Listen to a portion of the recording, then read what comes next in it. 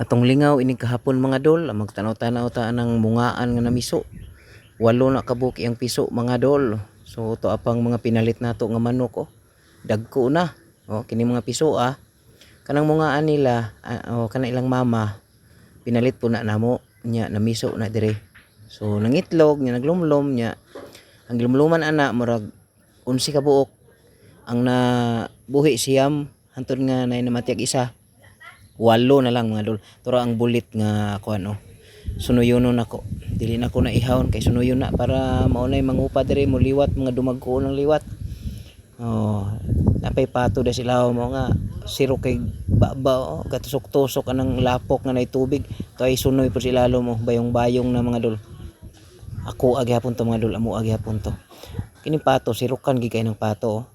Iya ginang salumon sa iyang baba sa iyang sungo anang lapok para makakitag pagkaon unsa kay pagkauna di ano wati siguro oh to ara balik ta diri sa tong mungaan nindot kay tanaawon kung mamiso na labi nagmabuhi na tanan atchop kayo libreng sabaw sa dirasa kay dirasa man ang ilang mama pero ang amahan ana Bisaya. Thank you.